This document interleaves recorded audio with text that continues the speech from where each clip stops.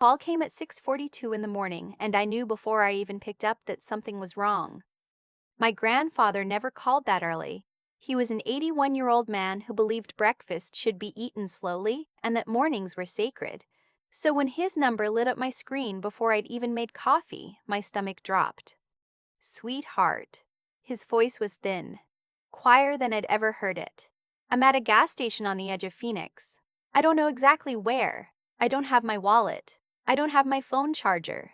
This is someone else's phone. I sat straight up in bed. Grandpa, what happened? Where's Dad? A long pause, wind noise in the background, a truck rumbling past. He left. Yesterday afternoon, we had a disagreement and he said he needed some air and then he just didn't come back. I was already out of bed, already pulling on jeans with one hand. He left you in Arizona? You flew out there together 3 days ago. I know.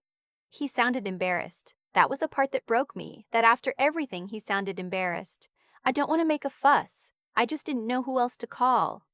My father had left an 81-year-old man, his own father, stranded in a state neither of them lived in, without a wallet, without a phone, without a way home.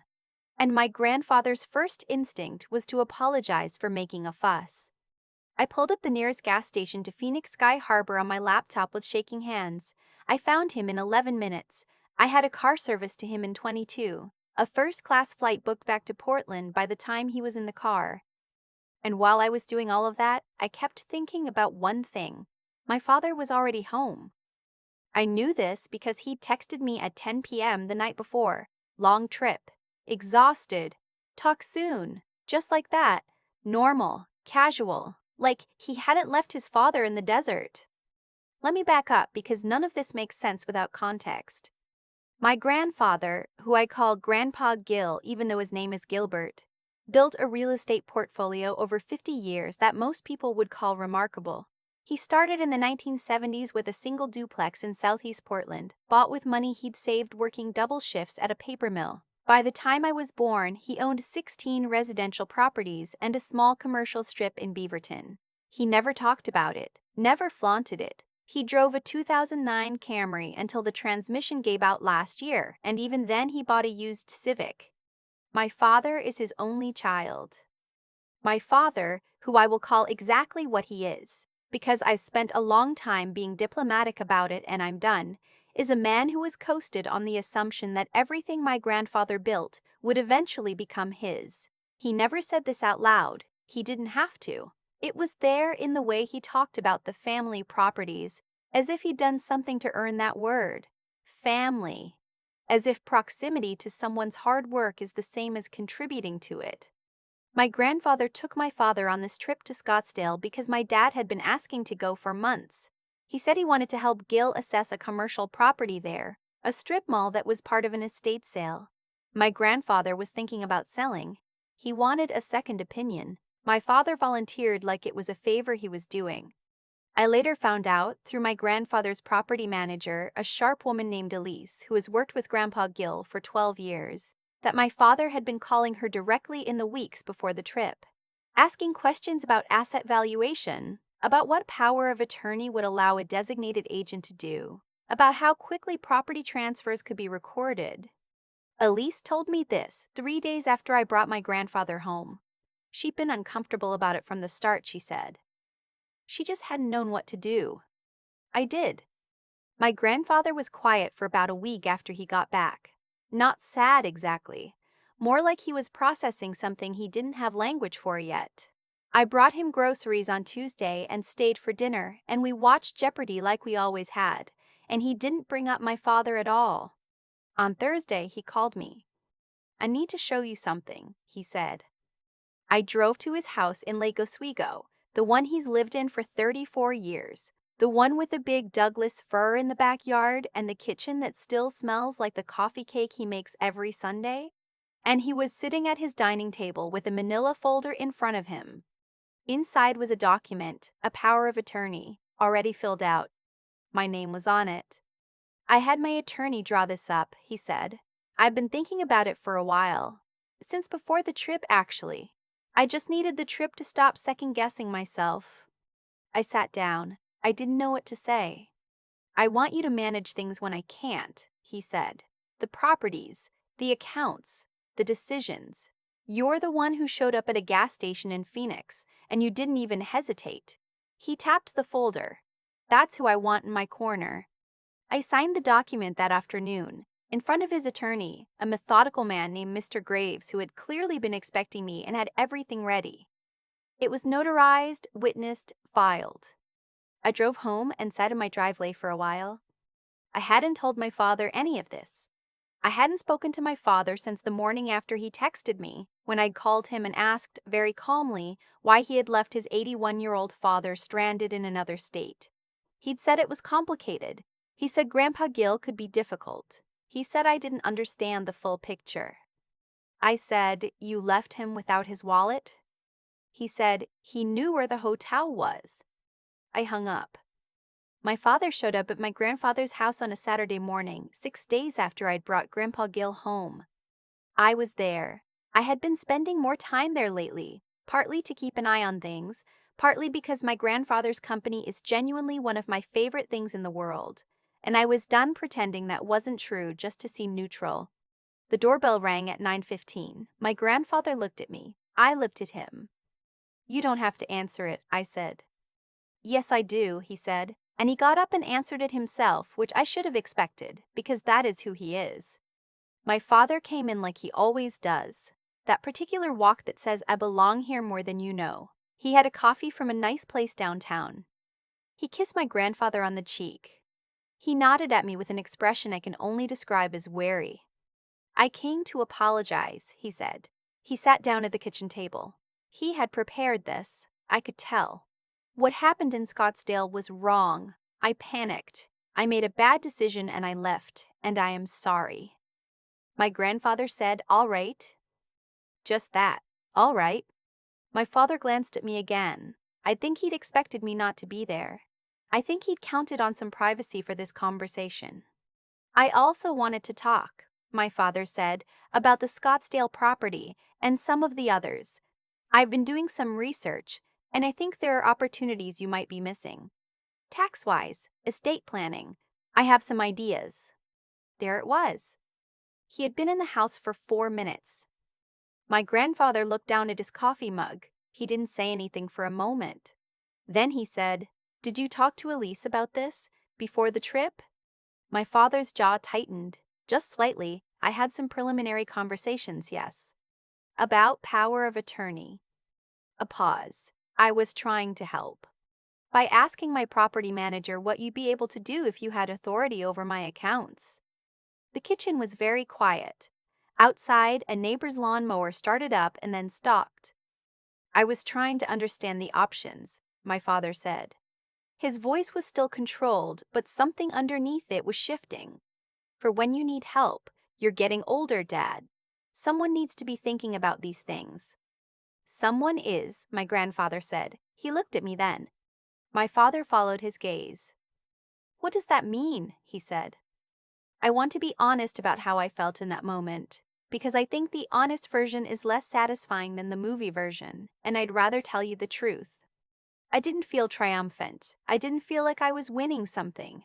I felt sad, genuinely, quietly sad, for my grandfather, who should not have had to have this conversation in his own kitchen, and a little bit for my father, who had spent so long looking at my grandfather's life and seeing only what he could take from it that he'd missed the chance to actually be part of it.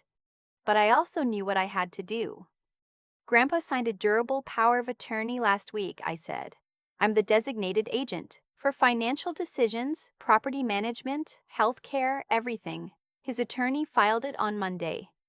My father stared at me. "You did this," he said, "and it wasn't a question, it was an accusation. You pushed him into this." "She didn't push me into anything," my grandfather said, and his voice was very calm and very firm, and I had heard that voice maybe twice in my life, and both times the conversation was over. "I made this decision myself, with my own attorney, after a great deal of thought. You are my son and I love you. But you left me in a parking lot in Scottsdale. Dad. Dad. Without my wallet, without my phone charger, in 100-degree heat." My father opened his mouth. "I want you to leave now," my grandfather said. He didn't leave quietly, I'll say that. There was a version of him I had never seen before. Not the controlled, strategizing version, but something rawer and uglier underneath it. He said I had manipulated a vulnerable old man. He said my grandfather didn't understand what he'd signed. He said he was going to contest it. I let him talk. When he was finished, I said, "His attorney is Mr. Graves on Morrison Street. You're welcome to call him." Grandpa Gill's capacity was assessed as part of the process, as is standard. Everything is documented. If you'd like to pursue a legal challenge, that's your right. I had spoken to Mr. Graves about exactly this possibility. He had told me the document was airtight. He had also told me, gently, professionally, that challenges to properly executed powers of attorney by disgruntled family members rarely succeed when the principal is demonstrably competent, which my grandfather very much is. My father looked at me for a long moment. Then he picked up his coffee, which he hadn't touched, and he left. That's not quite the end. Because there's the part that I keep coming back to, the part that I think matters more than any of the legal paperwork. About 3 weeks later, Elise called me in my new capacity as my grandfather's agent to go over some things. A lease renewal on one of the Beaverton properties. A question about insurance on the commercial strip. At the end of the call, she said, "I want you to know I should have called sooner. When he started asking me those questions, I knew something felt off. I'm sorry I didn't say anything." I told her she'd done the right thing by telling me when she did. "He asked me," she said, "whether a POA could be used to redirect automatic deposits from the rental income before the Scottsdale trip. That was the question that made me uncomfortable." I sat with that for a while after we hung up. My father hadn't gone to Scottsdale to help my grandfather evaluate a property. He'd gone to spend 4 days alone with an 81-year-old man, away from home, to convince him to sign something. And when that didn't work, when my grandfather pushed back, when they had the disagreement my grandfather mentioned on the phone, my father left. Just walked out and drove to the airport and flew home and texted me long trip, exhausted, like it was nothing. What he didn't know was that my grandfather had been suspicious for weeks, that he'd already called his attorney, that the conversation about the power of attorney had already happened before the Scottsdale trip. That trip had been, in my grandfather's words, a last look. He wanted to see what my father would do when he thought the moment was right. My grandfather is 81. He is not naive. My father sent a letter, actual paper, which surprised me, about 2 months after all of this. It was addressed to my grandfather. Grandpa Gill read it at the kitchen table and then handed it to me without a word. It was an apology, a real one this time. Longer and less prepared than the one in the kitchen, with some sentences that looked like they'd been rewritten more than once. He said he had been afraid. He said fear about money and aging and being left out had made him do things he wasn't proud of. He said he didn't expect forgiveness, but he was asking for the chance to do better. My grandfather folded the letter and put it back in the envelope. "What are you going to do?" I asked. He thought about it for a while, long enough that the coffee cake in the oven started to smell ready and I got up to check on it. "I'm going to write him back," he said finally. "I'm not ready to see him, but I can write him back." I slid the coffee cake out of the oven and set it on the rack to cool. "That sounds right," I said. And it did. That's the thing about my grandfather that I've been trying to articulate for years and never quite could. He doesn't operate on anger. He doesn't want to punish anyone. He just knows the difference between what someone says and what they do, and he files that information away, quietly and carefully, until he knows exactly what to do with it. He built 16 properties from a duplex and a paper mill paycheck. He kept his attorney's number in the same address book he's had since 1987. He called me from a stranger's phone at a gas station at the edge of Phoenix and apologized for making a fuss. The inheritance was never the house's. I understood that the morning I drove to his place and signed that document. The houses are just the part my father could see. I keep thinking about the address book. My grandfather has had the same one since 1987. It's a small brown thing, spiral-bound, with handwriting that has gotten a little shakier over the decades but is still completely legible. Mr. Graves's number is in there, so is Elise's. So is mine. written in under the name my grandfather has called me since I was 4 years old. Not my full name, just the nickname, in blue ballpoint ink. That address book is not an accident. It's a record of every person my grandfather decided was worth keeping close. And I think about the fact that my father's number is in there too, and that my grandfather wrote him back. What happened in the story, the trip to Scottsdale, the abandoned parking lot, the document on the kitchen table, none of it was random. My father spent years treating a relationship like a transaction, calculating what he might eventually receive instead of paying attention to what was already being offered. That's not a character flaw you develop overnight. It builds slowly, quietly, the way debt does, one small rationalization at a time. Until one day you're driving away from a gas station and telling yourself your 81-year-old father knows where the hotel is. The thing about living that way is that it makes you blind. My father couldn't see what Elise saw, what Mr. Graves saw, what I had been watching for years. That my grandfather was sharp, careful, and completely aware of what was happening around him. He had called his attorney before the Scottsdale trip. He had already made his decision. My father flew out there thinking he was one conversation away from control, and the whole time, the door had already closed. That's the part I've had to sit with. Not the satisfaction of the outcome, but the weight of what it cost.